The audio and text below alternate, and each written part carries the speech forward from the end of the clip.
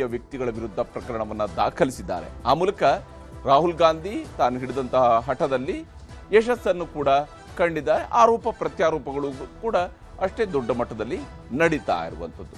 ಅದನ್ನು ಕೂಡ ನಿಮಗೆ ವಿವರಿಸ್ತೀನಿ ಇವತ್ತಿನ ಪಂಚಾಯಿತಿಯ ಎರಡನೇ ಸುದ್ದಿಯಲ್ಲಿ. ಈಗ ಮೊದಲ ಸುದ್ದಿ ಕಡೆಗೆ ಹೋಗೋಣ. ಬಹಳ ಮುಖ್ಯವಾಗಿ ಗುದ್ದಾಟ ಹೇಗೆಲ್ಲ ನಡೆದಿದೆ, ಈ ಗುದ್ದಾಟ ಯಾವ ಸ್ವರೂಪದಲ್ಲಿ ನಡೆದಿದೆ, ಯಾವ ಸ್ವರೂಪದ ಆಕ್ರೋಶಗಳು ವ್ಯಕ್ತವಾಗಿದ್ದಾವೆ.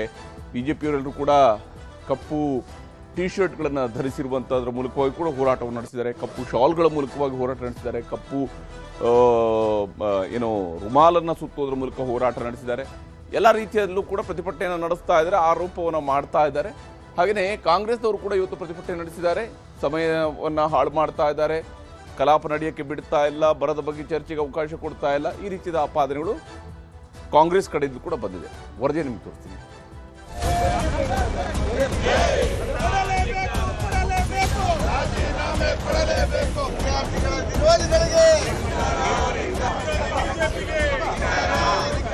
ಈ ವಿಚಾರ ಇಟ್ಕೊಂಡು ಸದನವನ್ನು ಹಾಳು ಮಾಡ್ತಾ ಇದ್ದಾರೆ.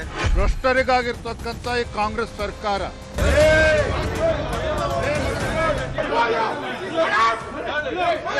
ಚರ್ಚೆನೂ ಮಾಡಲ್ಲ, ಬಾವಿಗೂ ಬರಲ್ಲ, ನೋಟಿಸು ಕೊಡಲ್ಲ. ಇದನ್ನ ರಾಜೀನಾಮೆ ಕೊಡಿ ಅಂತಂದ್ರೆ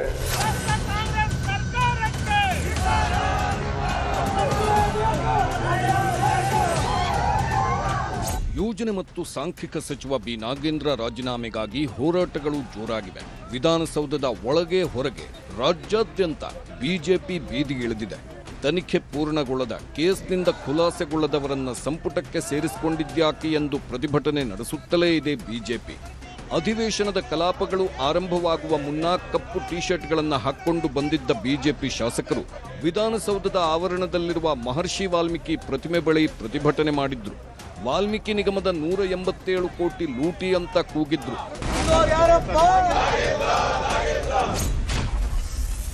ಬಿ ನಾಗೇಂದ್ರರನ್ನ ಸಂಪುಟದಿಂದ ಕೈ ಬಿಡಬೇಕು, ದಲಿತರ ಬಗ್ಗೆ ಮೊಸಳೆ ಕಣ್ಣೀರು ಸುರಿಸೋ ನಾಟಕ ಬಿಡಬೇಕು, ವಾಲ್ಮೀಕಿ ನಿಗಮದ ದುಡ್ಡು ಹೊಡೆಯುವಾಗ ದಲಿತರ ದುಡ್ಡು ಅನ್ನಿಸ್ಲಿಲ್ವಾ ಎಂದು ಪ್ರಶ್ನಿಸಿದ್ರು. ಮಾಜಿ ಸಿಎಂ ಸಿದ್ದರಾಮಯ್ಯ ಮಾತನಾಡಬೇಕು. ಹೊಡೆದಿರೋ ದುಡ್ಡು ಕಾಂಗ್ರೆಸ್ ಹೈಕಮಾಂಡ್ಗೆ ಹೋಗಿದೆ, ಎಲೆಕ್ಷನ್ಗೆ ದುಡ್ಡು ಹೋಗಿದೆ, ಅದಕ್ಕೆ ಹೈಕಮಾಂಡ್ ಮಾತನಾಡುತ್ತಿಲ್ಲ ಅನ್ನೋದು ಬಿಜೆಪಿ ಆರೋಪವಾಗಿದೆ. ಈ ಕಾಂಗ್ರೆಸ್ ಸರ್ಕಾರ ಇರುವುದೇ ಭ್ರಷ್ಟರಿಗಾಗಿರ್ತಕ್ಕಂಥ ಈ ಕಾಂಗ್ರೆಸ್ ಸರ್ಕಾರ ಭ್ರಷ್ಟಾಚಾರಿಗಳನ್ನ ರಕ್ಷಣೆ ಮಾಡೋದಕ್ಕೋಸ್ಕರ, ಭ್ರಷ್ಟಾಚಾರಿಗೋಸ್ಕರ ಇರ್ತಕ್ಕಂಥ ಕಾಂಗ್ರೆಸ್ ಸರ್ಕಾರ ಅನ್ನೋದನ್ನ ಹೇಳೋದಕ್ಕೆ ಇಚ್ಛಪಡ್ತೇನೆ. ಇವತ್ತು ಸಿದ್ದರಾಮಯ್ಯನವರು ಕೂಡ ಮಾತನಾಡಬೇಕು. ಮಾಜಿ ಮುಖ್ಯಮಂತ್ರಿಗಳು ಯಾಕೆ ಹಿಂದಿನ ಮುಖ್ಯಮಂತ್ರಿಗಳು ಸಿದ್ದರಾಮಯ್ಯನವರು ನಾಗೇಂದ್ರ ಅವ್ರನ್ನ ಸಚಿವ ಸಂಪುಟದಿಂದ ಡ್ರಾಪ್ ಮಾಡಿದ್ರು? ಇಂದಿನ ಮುಖ್ಯಮಂತ್ರಿಗಳು ಡಿ.ಕೆ. ಶಿವಕುಮಾರ್ ಅವರು ಅವ್ರನ್ನ ಕ್ಯಾಬಿನೆಟ್ ತೆಗೆದುಕೊಂಡಿದ್ದಾರೆ ಅಂತ ಹೇಳಿದ್ರೆ ಅಂತ ಬದಲಾವಣೆ ಏನಾಗಿತ್ತು? ಏನೋ ಕ್ಲೀನ್ ಚಿಟ್ ಕೊಟ್ಟಿದ್ರ? ದಲಿತರ ವಿರೋಧಿ ಸರ್ಕಾರ ಕಾಂಗ್ರೆಸ್ ಸರ್ಕಾರ ಲಕ್ಷಾಂತರ ದಲಿತರ ಹಣವನ್ನು ಲೂಟಿ ಮಾಡಿ ಒಬ್ಬ ವ್ಯಕ್ತಿಗೋಸ್ಕರ ಇಷ್ಟು ಕಾಂಗ್ರೆಸ್ ನಿಂತಿದೆ ಅಂದರೆ ಈ ಹಣ, ವಾಲ್ಮೀಕಿ ಹಣ ಏನಿದೆ ಅದು ಕಾಂಗ್ರೆಸ್ ಜೇಬಿಗೆ ಹೋಗಿದೆ. ಧರಣಿ ಸ್ಥಳದಲ್ಲಿ ಹಾಕೊಂಡಿದ್ದ ಕಪ್ಪು ಟಿ ಶರ್ಟ್ ಹಾಕೊಂಡೇ ಅಧಿವೇಶನಕ್ಕೂ ಬಂದರು ಬಿಜೆಪಿ ಸದಸ್ಯರು. ಕಪ್ಪು ಟಿ ಶರ್ಟ್ ಹಾಕೊಂಡು ಬಂದ ದೋಸ್ತಿ ಶಾಸಕರನ್ನ ಹಗ್ಗ ಹಾಕಿ ತಡೆದರು ಪೊಲೀಸರು. ಪೊಲೀಸರನ್ನ ತಳ್ಳಿ ವಿಧಾನಸೌಧದ ಒಳಗೆ ನುಗ್ಗಿದ್ರು ಬಿಜೆಪಿ ಜೆಡಿಎಸ್ ಶಾಸಕರು.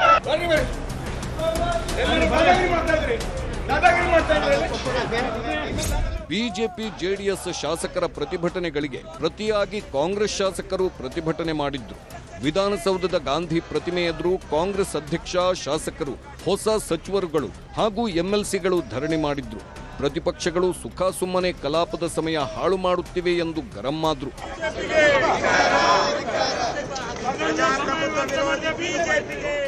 ಪ್ರತಿಭಟನೆ ವೇಳೆ ನ್ಯೂಸ್ 18 ಜೊತೆ ಮಾತನಾಡಿದ ಸಚಿವ ನಾಗೇಂದ್ರ, ನಾನು ಯಾಕೆ ರಾಜೀನಾಮೆ ಕೊಡಲಿ ಎಂದು ಬಿಜೆಪಿ ನಾಯಕರಿಗೆ ಪ್ರಶ್ನೆ ಹಾಕಿದ್ರು.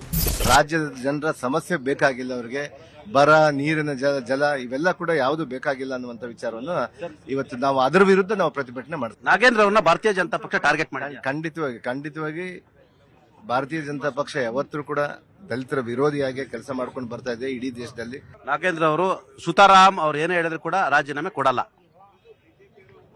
ನಾನು ರಾಜೀನಾಮೆ ಯಾಕೆ ಕೊಡ್ಬೇಕ್ರಿ? ಯಾಕೆ ಕೊಡ್ಬೇಕು? ಯಾರು ವಿರೋಧ ಪಕ್ಷದವ್ರು ಬಂದು ಕೇಳ್ಬಿಟ್ರೆ ನಾನು ಕೊಟ್ಬಿಡ್ಬೇಕಾ? ನನ್ನ ಫಂಡಮೆಂಟಲ್ ರೈಟ್ ನ ತಗೊಂಡ್ ಬಂದು ನಾನು ಇವತ್ತು ಪ್ರಮಾಣ ವಚನ ಮೆಸೇಜ್ ಒಂದು ಸುಳ್ಳನ್ನು ತೆಗೆದುಕೊಂಡು ಬಂದು ವಿನಾಕಾರಣ ಬೇರೆ ಬೇರೆ ವಿಚಾರಗಳನ್ನ ಇಟ್ಕೊಂಡ್ ಬಂದು ಬೇರೆದನ್ನ ಯಾವುದು ಬರ ಮತ್ತು ನೀರಿನ ವ್ಯವಸ್ಥೆ ಮತ್ತು ನಮ್ಮ ಕಾವೇರಿಯ ವಿಚಾರ ಇವನ್ನೆಲ್ಲ ಕೂಡ ಯಾವುದು ಚರ್ಚೆಗೆ ಬೇಕಾಗಿಲ್ಲ ಅವ್ರಿಗೆ. ಆ ಕಾರಣಕ್ಕಾಗಿನೇ ಟೈಮ್ ಪಾಸ್ ಮಾಡ್ಕೊಂತ ಅದರಲ್ಲಿ ಯಾವುದು ಕೂಡ ಸತ್ಯಕ್ಕೆ ಹುರುಳಿಲ್ಲ, ಅವ್ರಿಗೂ ಗೊತ್ತು. ಇನ್ನು ವಾಲ್ಮೀಕಿ ನಿಗಮದ ದುಡ್ಡು ಹೊಡೆದಿಲ್ಲ ಎಂದು ಮಹರ್ಷಿ ವಾಲ್ಮೀಕಿ ಬರೆದಿರುವ ರಾಮಾಯಣದ ಮೇಲೆ ಆಣೆ ಮಾಡಲಿ ಎಂಬ ಸವಾಲು ಹಾಕಿದ್ದಾರೆ ಜನಾರ್ದನ್ ರೆಡ್ಡಿ ಹಾಗೂ ಶ್ರೀರಾಮುಲು. ಇದಕ್ಕೆ ಟಾಂಗ್ ಕೊಟ್ಟರು ಬಿ ನಾಗೇಂದ್ರ. ನಾಗೇಂದ್ರ ಹಠಾವು ಹಿಂದೆ ಜನಾರ್ದನ್ ರೆಡ್ಡಿ ಮತ್ತು ಶ್ರೀರಾಮುಲಿಗೆ ಮಾತ್ರ ಇಂಟ್ರೆಸ್ಟ್ ಇರೋದು ಅಂತ ಹೇಳ್ತಾರೆ. ಏನೋ ಗೊತ್ತಿಲ್ಲ, ಅವ್ರ ಪಕ್ಷದ ನಿರ್ಣಯ ಏನಿದೆ ನನಗೆ ಗೊತ್ತಿಲ್ಲ. ಅವ್ರು ಯಾರು ಯಾವ ವ್ಯಕ್ತಿಗೆ ಸಲುವಾಗಿ ಮಾಡ್ತಿದಾರೋ, ಯಾವ ವ್ಯಕ್ತಿಗಳು ಸೇರ್ ಮಾಡ್ತಾ ಇದಾರೋ ನನಗಂತೂ ಗೊತ್ತಿಲ್ಲ. ನಾಗೇಂದ್ರ ನಿನ್ನಂತವ್ರು 100 ಮಂದಿ ಆದ್ರೂ ಕೂಡ ಉದ್ಧಾರ ಆಗ್ಬೇಕಂತ ನಾವು ಬಯಸ್ತೀವಿ, ಆಗ್ಲಿ ಯಾರು ಹಾಳಾಗಿ ಹೋಗ್ಬೇಕಂತೇಳಿ ನಾನು ಬಯಸೋನು ನಾನಲ್ಲ. ಶ್ರೀರಾಮುಲು ವಿರುದ್ಧ ತಾವು ಲ್ಯಾಂಡ್ ಗ್ರಾಬಿಂಗ್ ಒಂದು ಆರೋಪವನ್ನು ಮಾಡಿದ್ರಿ. ಅವ್ರು ಹೇಳಿದಾರೆ, ಅವ್ರೇನು ದಾಖಲೆ ಕೊಡ್ತೀವಿ ಅಂತ ಹೇಳಿದಾರೆ. ಕೊಟ್ಮೇಲೆ ನಾನು ಹೇಳ್ತೀನಿ. ನಾನು ಕೇಳ್ತಾ ಇದ್ದೀನಿ, ರಾಮಾಯಣ ಮೇಲೆ, ರಾಮಾಯಣ ಪುಸ್ತಕದ ಮೇಲೆ, ಮಹರ್ಷಿ ವಾಲ್ಮೀಕಿಯರು ಬರೆದಂತ ರಾಮಾಯಣದ ಮೇಲೆ ಪ್ರಮಾಣ ಮಾಡಿ ಹೇಳ್ರಲ್ಲ, ನಾನು ಈ ಭ್ರಷ್ಟಾಚಾರ ಮಾಡಿಲ್ಲ ಅಂತೇಳಿ. ಇನ್ನು ನಾಗೇಂದ್ರ ಆರೋಪಿಯೇ ಹೊರತು ಅಪರಾಧಿಯಲ್ಲ ಅನ್ನೋದು ಕಾಂಗ್ರೆಸ್ ನಾಯಕರ ವಾದ. ಎಸ್ಐಟಿ ಕ್ಲೀನ್ ಚಿಟ್ ಕೊಟ್ಟಿದೆ, ತನಿಖೆ ಆಗಲಿ ಚಾರ್ಜ್ ಶೀಟ್ ಆಗಲಿ ಕೋರ್ಟ್ ತೀರ್ಪು ಬರಲಿ, ಆಮೇಲೆ ನೋಡೋಣ ಅಂದ್ರು. ಇದು ಯಶವಂತಪುರದ ಸಂತೆ ಅಲ್ಲ. ಈ ವಿಧಾನಸಭೆ ಮತ್ತು ವಿಧಾನ ಪರಿಷತ್ತಿನಲ್ಲಿ ನಿಯಮದ ಚೌಕಟ್ಟಿನಲ್ಲಿ ಚರ್ಚೆ ಮಾಡಲಿಕ್ಕೆ ಎಲ್ರಿಗೂ ಸಹ ಅವಕಾಶ ಇದೆ. ನಮ್ಮಲ್ಲಿ ಯಾರೇ ಸಹ ಭ್ರಷ್ಟಾಚಾರದ ಆಪಾದನೆ ಒತ್ತಿದ್ದು ಅದು ಸಾಬೀತಾದ್ರೆ ನಾವು ತತ್ಕ್ಷಣವೇ ಅವ್ರನ್ನ ರಾಜೀನಾಮೆ ಎಲ್ಲ ಬರ್ಖಾಸ್ತು ಮಾಡ್ತೀವಿ. ಅವ್ರು ಮಾಡಿರ್ತಕ್ಕಂಥದ್ದಕ್ಕೆ ಕ್ಲೀನ್ ಚೀಟ್ ಒಂದು ಸಂಸ್ಥೆ ಕೊಟ್ಟಿದೆ, ಇನ್ನೂ ಒಂದೆರಡನ್ನ ಹಾಕಿದ್ದಾರೆ ಅವರು. ಸಿಬಿಐ ಸಿಒಡಿಯರು ಮಾಡಬಹುದು, ಅದನ್ನ ನಾನು ಹೆಚ್ಚಿಗೆ ಹೇಳಕ್ಕಾಗಲ್ಲ. ನಾನು ಹೇಳ್ತಾ ಇರ್ತಕ್ಕಂಥದ್ದು ಅವರಿನ್ನೂ ಅಪರಾಧಿ ಅಂತ ತೀರ್ಮಾನ ಆಗಿಲ್ಲ, ಆರೋಪಿ. ಅವರು ಸದನವನ್ನ ನಡೀಲಿಕ್ಕೆ ಬಿಡ್ತಾ ಇಲ್ಲ. ಕಾರಣ ಏನಂತಂದ್ರೆ ಅವ್ರ ಹತ್ರ ಸಬ್ಜೆಕ್ಟ್ ಇಲ್ಲ, ಉತ್ತಮವಾದಂತ ಮಾತಾಡ್ಕಂತ ಎದಗಾರಿಕೆ ಇಲ್ಲ. ಅದರಿಂದ ಇವತ್ತು ಅವರು ಅದನ್ನ ಉದ್ದೇಶಪೂರ್ವಕವಾಗಿ ನಾಗೇಂದ್ರ ಅವ್ರನ್ನ ಮುಂದೆ ಇಟ್ಕೊಂಡು, ನೆಪ ಇಟ್ಕೊಂಡು, ನಾಗೇಂದ್ರ ಅವರು ಅಪರಾಧಿ ಅಲ್ಲ, ಆರೋಪಿ ಅಷ್ಟೇ. ಕೋರ್ಟ್ ಅಲ್ಲಿ ಕೇಸ್ ಇದೇ ರೀತಿ ಇರೋರು 8 ಜನ ಅವರೇ. ಬಿಜೆಪಿ ಮುಖ್ಯಮಂತ್ರಿ ಆದಿಯಾಗಿ ಕೇಂದ್ರ ಸರ್ಕಾರದ ಬಹುತೇಕ ಸಚಿವರುಗಳು ಕೂಡ ಅಪರಾಧಿ ಸ್ಥಾನದಲ್ಲಿ ಇದ್ದು ಬೇಲ್ ಮೇಲಿದ್ದಾರೆ. ಇವರು ಕೂಡ ಒಬ್ಬ ಅಪರಾಧಿನೇ ಹೊರತು, ಇವರು ಆಪಾದಿತನೇ ಹೊರತು ಇವರು ಆರೋಪಿ ಇದ್ದಾರೆ. ಆದ್ರೆ ಇವರೇನು ಅಪರಾಧಿ ಅಲ್ವಲ್ಲ. ಇವರು ಅವರ ತಟ್ಟೆಯಲ್ಲಿ ಹೆಗ್ಗಣ ಬಿದ್ದಿದೆ. ಅವ್ರದೇ ಮುಖ್ಯಮಂತ್ರಿಗಳೇನಿದ್ದಾರೆ ಅವ್ರ ಮೇಲೆ ಅತ್ಯಂತ ತೀವ್ರವಾದಂಥ ಆರೋಪಗಳಿದ್ದಾವೆ. ಕೊಲೆ ಆರೋಪ ಇದೆ, ಗುರುತರವಾದಂಥ ಅಪರಾಧಗಳು ಮಾಡಿದಂಥವ್ರಿಗೆಲ್ಲ ಮಂತ್ರಿ ಮಾಡಿದ್ದಾರೆ, ಇವತ್ತು ಮುಖ್ಯಮಂತ್ರಿ ಮಾಡಿದ್ದಾರೆ. ವಾಲ್ಮೀಕಿ ನಿಗಮದ ಹಗರಣ ಹಾಗೂ ನಾಗೇಂದ್ರ ರಾಜೀನಾಮೆ ಬಗ್ಗೆ ಕೇಂದ್ರ ಕೈಗಾರಿಕಾ ಸಚಿವ ಎಚ್ ಡಿ ಕುಮಾರಸ್ವಾಮಿ ಕೂಡ ಟಾಂಗ್ ಕೊಟ್ಟಿದ್ದಾರೆ. ಅಲ್ಲಿ ಕೆಲಸ ಮಾಡ್ತಾ ಇದ್ದ ಒಬ್ಬ ಉದ್ಯೋಗಿ ಆತ್ಮಹತ್ಯೆಗೆ ಶರಣಾದಂಥದ್ದು ಚಂದ್ರಶೇಖರ್. ಬಹುಶಃ ಆ ಆತ್ಮಹತ್ಯೆ ಪ್ರಕರಣ ಆಗದೆ ಹೋಗಿದ್ರೆ ಈ ವಿಷಯ ಇಲ್ಲೇ ಮುಚ್ಚಾಕ್ಬಿಡ್ತಿದ್ರು. ಸನ್ನಿವೇಶದಲ್ಲಿ ಹಿಂದೆ ರಾಜೀನಾಮೆ ಪಡೆದು, ಹೀಗಾಗಿದೆ ರಾಜೀನಾಮೆ ಪಡೆಯೋದು ಯಾಕೆ ಪಡೆದ್ರು? ಅವರಿಗೆ ನೈತಿಕತೆ ಇಲ್ಲ ಕಾಂಗ್ರೆಸ್ನವರಿಗೆ, ಅದಕ್ಕೆ ಪ್ರತಿಕ್ರಿಯೆ ಕೊಡಲಿಕ್ಕೆ ಅನ್ನೋದು ನನ್ನ ಅಭಿಪ್ರಾಯ. SIT ಕ್ಲೀನ್ ಚಿಟ್ಟಲ್ಲಿ ಕೊಟ್ಟಿದೆ. SIT ಇನ್ನು ತನಿಖೆ ನಡೀತಾ ಇಲ್ವಾ? ಸರ್ಕಾರದ SITನ ಯಾವ SIT ಅದು? ಶಿವಕುಮಾರ್ ಇನ್ವೆಸ್ಟಿಗೇಷನ್ ಟೀಮಾ? ಇನ್ನು ವಿಧಾನಸಭೆ ಕಲಾಪಕ್ಕೆ ಬಂದಿದ್ದ ಸಿದ್ದರಾಮಯ್ಯನವರ ಜೊತೆ ಡಿಕೆ ಶಿವಕುಮಾರ್ ಕೆಲಕಾಲ ಚರ್ಚಿಸಿದ್ರು. ಸಿದ್ದರಾಮಯ್ಯ ಕೂತಿದ್ದ ಕುರ್ಚಿ ಪಕ್ಕಕ್ಕೆ ಹೋಗಿ ಕುಳಿತ ಸಿಎಂ ಡಿಕೆ ಶಿವಕುಮಾರ್ ಗಲಾಟೆ ಗದ್ದಲಗಳ ಬಗ್ಗೆ ಮಾತುಕತೆ ನಡೆಸಿದ್ರು. ಅಲ್ಲಿಂದ ಸೀದಾ ಪರಿಷತ್ ಕಲಾಪಕ್ಕೆ ಬಂದರು ಡಿಕೆ ಶಿವಕುಮಾರ್. ಅಷ್ಟೊತ್ತಿಗಾಗಲೇ 187 ಕೋಟಿ ಎಂದು ಬರೆದಿರೋ ಫೈಲ್ ಪ್ರದರ್ಶನ ಮಾಡಿ ಪ್ರತಿಭಟನೆ ಮಾಡುತ್ತಿದ್ದರು ಪ್ರತಿಪಕ್ಷಗಳ ಸದಸ್ಯರು. ಸಭಾಪತಿ ಸಲೀಂ ಅಹಮದ್ ಕೂಡ ಇದಕ್ಕೆ ಆಕ್ಷೇಪ ಎತ್ತಿದ್ರು. ನಾವೆಲ್ಲ ನೋಡ್ತಾ ಇರೋ ಜನ ಇಲ್ಲ, ನಾವು ಮಾಡಿದಂತಹ ನಿಯಮಗಳೇ ಇವತ್ತು ದಯವಿಟ್ಟು ಅರ್ಥ ಮಾಡ್ಕೋಬೇಕು ಅಂತ. ಈ ವೇಳೆ ಸಿಎಂ ಡಿಕೆ ಶಿವಕುಮಾರ್ ಮಾತನಾಡಿ, ನಾನು ಅಧ್ಯಕ್ಷನಿದ್ದಾಗ ನಾಗೇಂದ್ರಗೆ ರಾಜೀನಾಮೆ ಕೊಡಿಸಿದ್ದೆ, ತನಿಖೆ ಆಗ್ತಿದೆ, ನೋಟಿಸ್ ಕೊಟ್ಟು ಚರ್ಚೆ ಮಾಡಿ ಆಮೇಲೆ ನೋಡೋಣ ಎಂದ್ರು. ಅಧ್ಯಕ್ಷರಾಗಿದ್ದಾಗ ನಾನೇ ನಾಗೇಂದ್ರ ಅವ್ರ ಕೇಳಿ ರಾಜೀನಾಮೆ ಹೋಗಿ ಇದು ತನಿಖೆ ಆಗಲ್ಲಪ್ಪ ಕೊಡು ಅಂತೇಳಿ ಕೊಡಿಸ್ತು. 2 ವರ್ಷ ಆಯ್ತು. ಇವರೆಲ್ಲ ಸಂವಿಧಾನ ಪೀಠದಲ್ಲಿ ವಿರೋಧ ಪಕ್ಷದ ನಾಯಕರಿದ್ದಾರೆ, ಅವರೆಲ್ಲ ಅವಕಾಶ ಇದೆ. ಅದು ಬಿಟ್ಬಿಟ್ಟು ಚರ್ಚೆನೂ ಮಾಡಲ್ಲ, ಬಾವಿಗೂ ಬರಲ್ಲ, ನೋಟಿಸು ಕೊಡಲ್ಲ. ಇದನ್ನ ರಾಜೀನಾಮೆ ಕೊಡಿ ಅಂತಂದ್ರೆ ಇದು ನಾವು ಹಾಕೊಟ್ರಂತ ಒಂದು ಪದ್ಧತಿ ಮೇಲೆ ಇಲ್ಲಿ ನಾವು ಕೆಲಸ ಮಾಡ್ತಾ ಇದೀವಿ. ನಿಮ್ಮ ಸೀಟಲ್ಲಿ ಕೂತ್ಕೊಂಡು ಏನಾಯ್ತು ಅಂತ 2 ವರ್ಷ 2 years we have kept the minister out to inquire about this. We have come to a conclusion. I have looked all ಮಾಡಿದ್ದೀನಿ. ಬಿಜೆಪಿಯ ರಾಜ್ಯ ಕೇಂದ್ರ ನಾಯಕರ ಭ್ರಷ್ಟಾಚಾರಗಳು, ಕೇಸ್ಗಳು, ಬೇಲ್ಗಳ ಬಗ್ಗೆ ಎಲ್ಲ ಗೊತ್ತಿದೆ. ಅದೆಲ್ಲವನ್ನ ಇಲ್ಲಿ ಹೇಳೋದು ಬೇಡ ಅಂತ ಪ್ರತಿಭಟನೆ ಮಾಡುತ್ತಿದ್ದ ಬಿಜೆಪಿ ಸದಸ್ಯರಿಗೆ ಟಾಂಗ್ ಕೊಟ್ರು. ಒಂದು ನೋಟಿಸ್ ಕೊಡಿ, ಚರ್ಚೆ ಮಾಡೋಣ. ಒಂದಿನ 2 ದಿನ ಬೇಕಾದ್ರೆ ಏನೇನು ಅನ್ಯಾಯ ಆಗಿದೆ, ಯಾವ ರೀತಿ ಆಗಿದೆ ಅನ್ನೋದು ಕಂಪ್ಲೀಟ್, ಇದು ಒಂದೇ ಅಲ್ಲ, ಬೇಕಾದಷ್ಟಿದೆ. ಸುಮ್ಮನೆ ರಾಜೀನಾಮೆ ಕೊಡಿ, ಭ್ರಷ್ಟು, ರಾಹುಲ್ ಗಾಂಧಿ ಮನೆಗೆ ದುಡ್ಡು ಹೊಂಟೋಯ್ತು, ಭ್ರಷ್ಟ ಸರ್ಕಾರ, DK ಶಿವಕುಮಾರ್ ಸರ್ಕಾರ, ಇವೆಲ್ಲ ಏನೇನೋ ಹೇಳ್ಕೊಂಡು ಕೂತ್ಕೊಂಡ್ರೆ ಅಟ್ಲೀಸ್ಟ್ ಆಗ್ತದೆ. ದಯವಿಟ್ಟು ಪ್ಲೀಸ್ ಇವತ್ತು ಕೂಡ ನೋಟಿಸ್ ಕೊಡಿ. ಯಾರ್ಯಾರು ಸೆಂಟ್ರಲ್ ಮಿನಿಸ್ಟ್ರು, ಯಾರ್ಯಾರು ಸ್ಟೇಟ್ ಮಿನಿಸ್ಟ್ರು, ಯಾರ್ಯಾರ ಮೇಲೆ ಕೇಸ್ಗಳಿದೆ, ಹೆಂಗ್ ನಡೀತು, ನಾನು ಹೆಸರುಗಳೆಲ್ಲ ನಾನು ಹೇಳಿದ್ರೆ ನಿಮ್ಗೆಲ್ಲ ಬೇಜಾರಾಯ್ತದೆ. ಈ ಮಧ್ಯೆ ಸಣ್ಣ ಕೈಗಾರಿಕಾ ಸಚಿವ ವಿಜಯಾನಂದ ಕಾಶಪ್ಪನವರ ವಿರುದ್ಧ ಛಲವಾದಿ ನಾರಾಯಣಸ್ವಾಮಿ ಹರಿಹಾಯ್ದ್ರು. ದಲಿತ ಪದಬಳಕೆ ಮೂಲಕ ತೇಜೋವಧೆ ಆಗಿದ್ದು ಜಾತಿ ನಿಂದನೆ ಕೇಸ್ ಹಾಕುವಂತೆ ಆಗ್ರಹಿಸಿದ್ರು. ಅಲ್ಲ, ಯಾವ ವಿಚಾರ? ಮಾನ್ಯ ಕಾಶಪ್ಪನವರು ದಲಿತರನ್ನ ನಿಂದಿಸಿದ್ದಾರೆ. ಏನಂತ ಹೇಳಿದ್ದಾರೆ ಅಂದ್ರೆ, ಮೋದಿ ಅವರು ದೇಶವನ್ನು ಒಲಗೇರಿ ಮಾಡಿದ್ದಾರೆ ಅನ್ನೋದನ್ನು ಹೇಳಿದ್ದಾರೆ.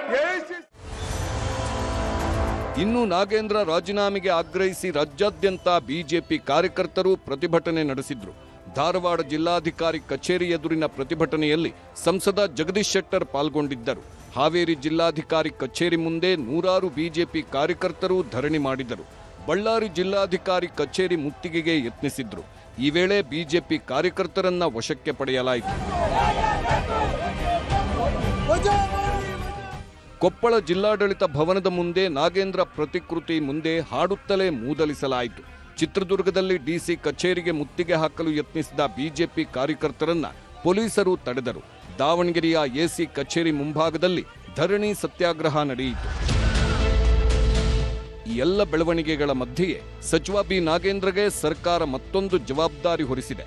ಯೋಜನೆ ಮತ್ತು ಸಾಂಖ್ಯಿಕ ಖಾತೆ ಜೊತೆಗೆ ಕಲ್ಯಾಣ ಕರ್ನಾಟಕ ಪ್ರದೇಶಾಭಿವೃದ್ಧಿ ಖಾತೆ ಹೊಣೆ ಕೂಡ ನೀಡಲಾಗಿದೆ. ಈ ಮೂಲಕ ನಾಗೇಂದ್ರ ರಾಜೀನಾಮೆ ಪಡೆಯೋದಿಲ್ಲ ಎಂಬ ಸಂದೇಶವನ್ನ ಸರ್ಕಾರ ರವಾನಿಸಿದೆ. ಇದು ಪ್ರತಿಭಟನೆ ಮಾಡುತ್ತಿರುವ ಬಿಜೆಪಿಗರನ್ನ ಇನ್ನಷ್ಟು ಕೆರಳಿಸಿದೆ. ಸೋಮವಾರದ ಕಲಾಪದಲ್ಲಿ ಏನಾಗುತ್ತೆ ಎಂಬ ಕುತೂಹಲ ಮೂಡಿದೆ. Bureau report, news 18. ವೇಗಂದ್ರ ಪಂಚಾಯತಿಗೆ ಮತ್ತೆ ಸ್ವಾಗತ.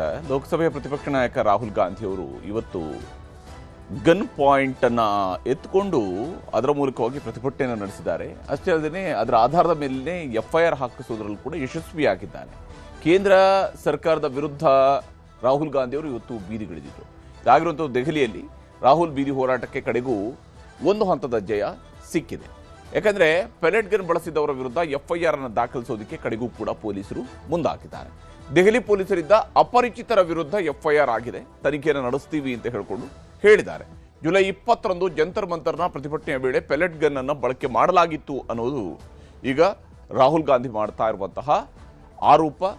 ವಿದ್ಯಾರ್ಥಿ ಸಾಹಿಲ್ ಲೋಚಮ್ ಅವರ ದೇಹಕ್ಕೆ ಗುಂಡು ತಗುಲಿದೆ. ಪೆಲೆಟ್ ಗನ್ನಿಂದ ಹಾರಿಸಿರ್ತಕ್ಕಂತಹ ಗುಂಡುಗಳು ತಗುಲಿದ್ದಾವೆ. ಅವರ ಕಣ್ಣಿಗೆ ಹಾನಿಯಾಗಿದೆ. ಹಾಗಾಗಿ ಕನ್ನಡಕ ಕೂಡ ಧರಿಸಿ ಬಂದಿದ್ರು. ಪೆಲೆಟ್ ಗನ್ ಬಳಸಿದವರ ವಿರುದ್ಧ ಇದೀಗ ಅಧಿಕೃತವಾಗಿ ತನಿಖೆಯನ್ನು ನಡೆಸಬೇಕು ಅನ್ನೋದಕ್ಕೆ ಸಂಬಂಧಪಟ್ಟಂತೆ FIR ಅನ್ನ ದಾಖಲಿಸಿಕೊಳ್ಳಲಾಗಿದೆ. ಈ ವಿಚಾರದಲ್ಲಿ ರಾಹುಲ್ ಗಾಂಧಿ ಮಾಡ್ತಾ ಇರುವಂತಹ ಆಪಾದನೆ, ಪೆಲೆಟ್ ಗನ್ನಿಂದ ಗಾಯಗೊಂಡಂತಹ ಸಾಹಿಲ್ ಜೊತೆ ರಾಹುಲ್ ಗಾಂಧಿ ಇವತ್ತು ಹೋರಾಟವನ್ನು ನಡೆಸಿದ್ದಾರೆ. ಮಧ್ಯಾಹ್ನ 12 ಗಂಟೆಯಿಂದ ಇದು ಶುರುವಾಗಿದೆ. ಮಧ್ಯಾಹ್ನ 12 ಗಂಟೆಗೆ ಮಂದಿರ್ ಮಾರ್ಗ್ ಸ್ಟೇಷನ್ಗೆ ಹೋಗ್ತಾರೆ. ದೂರು ಕೊಡೋದಕ್ಕಾಗಿ ರಾಹುಲ್ ಗಾಂಧಿ ಮತ್ತು ಸಾಹಿಲ್ ಹೋಗ್ತಾರೆ. ಅವ್ರ ಜೊತೆಗೆ ಪ್ರಿಯಾಂಕಾ ವಾಡ್ರಾ, ಜಯರಾಮ್ ರಮೇಶ್, ಕುಮಾರಿ ಶೆಲ್ಜಾ ಇವರೆಲ್ಲರೂ ಕೂಡ ಇರ್ತಾರೆ. ಸಂಸದರುಗಳು ಅವ್ರ ಜೊತೆಗೆ ಹೋಗ್ತಾರೆ. ಬಂದೋಬಸ್ತ್ಗಾಗಿ ದೆಹಲಿ ಪೊಲೀಸರು RAF ಅನ್ನ ನಿಯೋಜನೆ ಮಾಡಿರ್ತಾರೆ. ಆದರೆ ಈ ಸಂದರ್ಭದಲ್ಲಿ 12:15ಕ್ಕೆ ದೂರು ಪಡೆಯೋದಕ್ಕೆ FIR ಮಾಡೋದಕ್ಕೆ ಮಂದಿರ್ ಮಾರ್ಗ್ ಪೊಲೀಸರು ನಿರಾಕರಿಸ್ತಾರೆ. ಇಲ್ಲ, ಇದಕ್ಕೆ FIR ದಾಖಲಿಸೋದಕ್ಕೆ ಆಗಲ್ಲ ಅಂತೇಳಿ ಮಂದಿರ್ ಮಾರ್ಗ್ ಪೊಲೀಸರು ಹೇಳ್ತಾರೆ. ಇದಾದ ನಂತರ ದೆಹಲಿ ಸೆಂಟ್ರಲ್ DCP ಕಚೇರಿಗೆ ರಾಹುಲ್ ಅವರು 12:22ಕ್ಕೆ ತಲುಪ್ತಾರೆ. ಅಲ್ಲಿಗೆ ಹೋಗಿ ಅವರು ಯಥಾ ಪ್ರಕಾರ ಅದೇ ದೂರನ್ನು ಕೊಡ್ತಾರೆ. ಸಾಹಿಲ್ ಲೋಚಮ್ ಮತ್ತೆ ರಾಹುಲ್ ಗಾಂಧಿ ಅವರ ನೇತೃತ್ವದಲ್ಲಿ ಹೋಗಿ ಅವರು ಪ್ರಕರಣ ದಾಖಲಿಸೋದಕ್ಕೆ ಮುಂದಾಗ್ತಾರೆ. ಆದರೆ FIR ದಾಖಲಿಸುವಂತೆ ಪಟ್ಟು ಹಿಡಿತಾರೆ. ಪೊಲೀಸರೊಂದಿಗೆ ವಾಗ್ವಾದವೂ ಕೂಡ ನಡೆಯುತ್ತೆ. ಆದರೆ ಪೊಲೀಸರು ಒಪ್ಕೊಳ್ಳೋದಿಲ್ಲ. ಇಲ್ಲ, ಈ ಪ್ರಕರಣವನ್ನು ದಾಖಲಿಸೋದಕ್ಕೆ ಬರೋದಿಲ್ಲ ಅಂತ ಹೇಳ್ತಾರೆ. 12:39 ವೇಳೆಗೆ ಬೀದಿಯಲ್ಲೇ ಚರಕ ಇಟ್ಕೊಂಡು ನೂಲು ತೆಗೆಯೋದ್ರ ಮೂಲಕವಾಗಿ ಪ್ರತಿಭಟನೆಯನ್ನು ಶುರು ಮಾಡ್ತಾರೆ. ಅಂದರೆ ಇವರು ದೂರು ದಾಖಲಿಸ್ಕೊಳ್ಳಲ್ಲ ಅನ್ನುವಂಥದ್ದು ಕಾಂಗ್ರೆಸ್ನವ್ರಿಗೂ ಕೂಡ ಬಹುಶಃ ಮೊದಲೇ ಯೋಚಿಸಿದ್ದಿರಬೇಕು. ಹಾಗಾಗಿ ಪ್ರತಿಭಟನೆಗೂ ಕೂಡ ತಯಾರಿ ಮಾಡ್ಕೊಂಡೇ ಹೋಗಿದ್ರು ಅನ್ನೋಂಥದ್ದು ಸ್ಪಷ್ಟವಾಗಿ ಗೋಚರಿಸುತ್ತೆ. ದೆಹಲಿ ಸೆಂಟ್ರಲ್ DCP ಕಚೇರಿ ಎದುರು ರಾಹುಲ್ ಗಾಂಧಿ ಧರಣಿಯನ್ನ ಆರಂಭಿಸ್ತಾರೆ ಮತ್ತು ನಾವು ಯಾವುದೇ ಕಾರಣಕ್ಕೂ FIR ದಾಖಲಿಸುವವರೆಗೂ ಕದಲೋದಿಲ್ಲ ಅಂತ ಹೇಳ್ತಾರೆ. FIR ದಾಖಲಿಸುವವರೆಗೂ ಕೂಡ ಹೋಗೋದಿಲ್ಲ ಅಂತೇಳಿ ಬಿಗಿಪಟ್ಟು ಹಿಡಿದು ಆ ಮೂಲಕವಾಗಿ ಸಾಹಿಲ್ ಲೋಚಬ್ ದೇಹದ ಗಾಯಗಳನ್ನು ತೋರಿಸಿ ವಾಗ್ದಾಳಿ ನಡೆಸ್ತಾರೆ ರಾಹುಲ್ ಗಾಂಧಿ. ಇಲ್ಲಿ ಬರೋಬ್ಬರಿ 5 ಗಂಟೆಗಳ ಕಾಲ ಕೂತಲ್ಲೇ ಕುಳಿತಿದ್ರು ರಾಹುಲ್ ಗಾಂಧಿ. ಈ ಹೋರಾಟವನ್ನು ನಡೆಸ್ತಾ ಕೂತಿದ್ರು. 5 ಗಂಟೆಗಳ ಧರಣಿಯ ಬಳಿಕ ದೆಹಲಿ ಪೊಲೀಸರು FIR ಅನ್ನು ದಾಖಲಿಸಿಕೊಳ್ಳುವಂತಹ ನಿರ್ಧಾರವನ್ನ ಪ್ರಕಟಿಸ್ತಾರೆ. ಅದಾದ ನಂತರ BNSನ ಸೆಕ್ಷನ್ 118, 125 ಇವುಗಳ ಅಡಿಯಲ್ಲಿ FIR ಅನ್ನ ದಾಖಲಿಸಿಕೊಳ್ತಾರೆ. ಆ ಮೂಲಕ ರಾಹುಲ್ ಗಾಂಧಿ ಅವರು ಏನು ಒತ್ತಡವನ್ನು ಹೇರ್ತಾರಲ್ಲ, ಆ ಒತ್ತಡ ಒಂದು ಹಂತದ ಯಶಸ್ಸನ್ನ ಪಡ್ಕೊಳ್ಳುತ್ತೆ. ಇದಾಗಿತ್ತು ಇವರ ಪಂಚಾಯಿತಿ. ನಮಸ್ಕಾರ.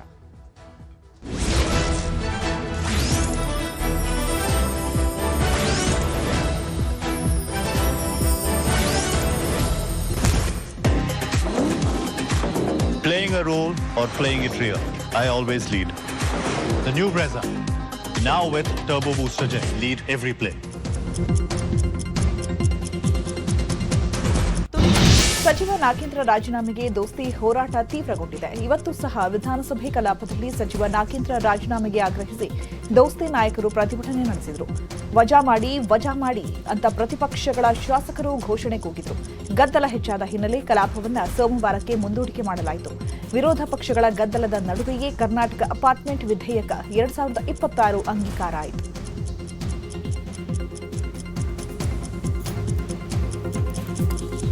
ವಿಧೇಯಕವನ್ನು ಪರ್ಯಾಲೋಚಿಸುತ್ತದೆ ಎಂಬ ವಿಷಯ ಸಭೆಯ ಮುಂದಿದೆ. ಪ್ರಸ್ತಾವದ ಪರ ಶ್ರೀ ಕೃಷ್ಣ ಬೈರೇಗೌಡರು. ಮಾನ್ಯ ಸಭಾಧ್ಯಕ್ಷರೇ, ಕರ್ನಾಟಕ ಅಪಾರ್ಟ್ಮೆಂಟ್ ಮಾಲೀಕತ್ವ ಮತ್ತು ನಿರ್ವಹಣೆ ವಿಧೇಯಕ 2026 ಪರ್ಯಾಲೋಚನೆಗೆ ಕೈಗೆತ್ತಿಕೊಳ್ಳಬೇಕೆಂದು ವಿಧಾನ ಪರಿಷತ್ ಕಲಾಪ ಆರಂಭವಾಗುತ್ತಿದ್ದಂತೆ ಸಚಿವ ನಾಗೇಂದ್ರ ರಾಜೀನಾಮೆಗೆ ಆಗ್ರಹಿಸಿ ಬಿಜೆಪಿ ಸದಸ್ಯರು ಪ್ರತಿಭಟನೆ ಮಾಡಿದರು. ವಿಪಕ್ಷ ನಾಯಕ ಛಲವಾದಿ ನಾರಾಯಣಸ್ವಾಮಿ ಮಾತಾಡಿ, ನಮ್ಮದು ಒಂದೇ ಬೇಡಿಕೆ, ನಾಗೇಂದ್ರ ಅವರು ರಾಜೀನಾಮೆ ಕೊಡಬೇಕು ಅಂತ ಹೇಳಿದರು.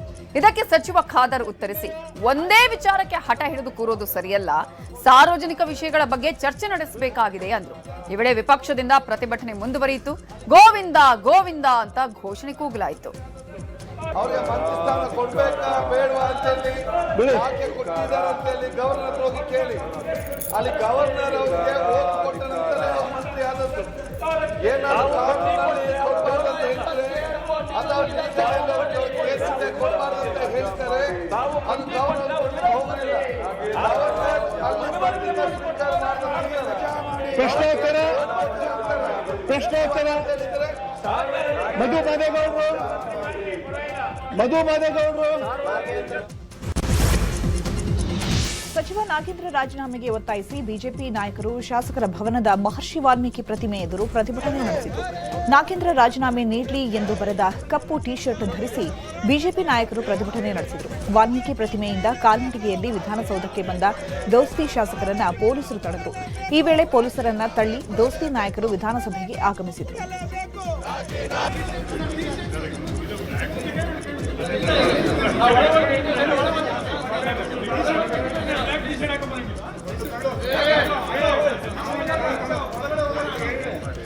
ದಲಿತರ ಹಣ ಲೂಟಿ ಮಾಡಿದ ನಾಗೇಂದ್ರ ಅವರನ್ನ ಕೂಡಲೇ ಸಂಪುಟದಿಂದ ಕೈಬಿಡಬೇಕು ಅಂತ ಬಿಜೆಪಿ ರಾಜ್ಯಾಧ್ಯಕ್ಷ ವಿಜಯೇಂದ್ರ ಒತ್ತಾಯಿಸಿದ್ದಾರೆ.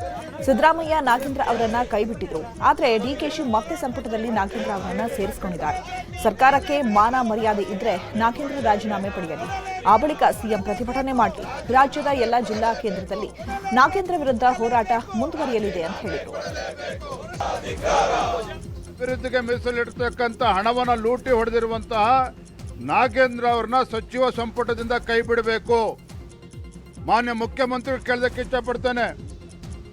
ಇವತ್ತು ಸಿದ್ದರಾಮಯ್ಯನವರು ಕೂಡ ಮಾತನಾಡಬೇಕು. ಮಾಜಿ ಮುಖ್ಯಮಂತ್ರಿಗಳು ಯಾಕೆ ಹಿಂದಿನ ಮುಖ್ಯಮಂತ್ರಿಗಳು ಸಿದ್ದರಾಮಯ್ಯನವರು ನಾಗೇಂದ್ರ ಅವ್ರನ್ನ ಸಚಿವ ಸಂಪುಟದಿಂದ ಡ್ರಾಪ್ ಮಾಡಿದ್ರು? ಇಂದಿನ ಮುಖ್ಯಮಂತ್ರಿಗಳು DK ಶಿವಕುಮಾರ್ ಅವರು ಅವ್ರನ್ನ ಕ್ಯಾಬಿನೆಟ್ ತೆಗೆದುಕೊಂಡಿದ್ದಾರೆ ಅಂತ ಹೇಳಿದ್ರೆ ರಾಜ್ಯದಲ್ಲಿನ ದಲಿತ ಸಮುದಾಯಕ್ಕೆ ಮೋಸ ಮಾಡಿದ್ದೀರಿ, ವಂಚನೆ ಮಾಡಿದ್ದೀರಿ. ಇನ್ನು ವಿಪಕ್ಷ ನಾಯಕ ಅಶೋಕ್ ಮಾತನಾಡಿ, ನಾಗೇಂದ್ರ ಅವರನ್ನ ಸಂಪುಟಕ್ಕೆ ಸೇರಿಸಿಕೊಂಡು ಎಸ್ಟಿ ವರ್ಗಕ್ಕೆ ಅಪಮಾನ ಮಾಡಲಾಗಿದೆ. ಚಂದ್ರಶೇಖರ್ ಅವರು ಸೂಸೈಡ್ ಮಾಡಿಕೊಂಡ್ರು, ಅವರ ಡೆತ್ ನೋಟ್ನಲ್ಲಿ ನಾಗೇಂದ್ರ ಹೆಸರು ಉಲ್ಲೇಖವಾಗಿದೆ ಅಂತ ವಾಗ್ದಾಳಿ ನಡೆಸಿದರು. ವಿರೋಧಿ ಸರ್ಕಾರ ಯಾವುದಾದ್ರೂ ಇದ್ರೆ ಅದು ಕಾಂಗ್ರೆಸ್ ಸರ್ಕಾರ. ದಲಿತರ ವಿರೋಧಿ ಸರ್ಕಾರ ಕಾಂಗ್ರೆಸ್ ಸರ್ಕಾರ. ಲಕ್ಷಾಂತರ ದಲಿತರ ಹಣವನ್ನು ಲೂಟಿ ಮಾಡಿ ಒಬ್ಬ ವ್ಯಕ್ತಿಗೋಸ್ಕರ ಇಷ್ಟು ಕಾಂಗ್ರೆಸ್ ನಿಂತಿದೆ ಅಂದರೆ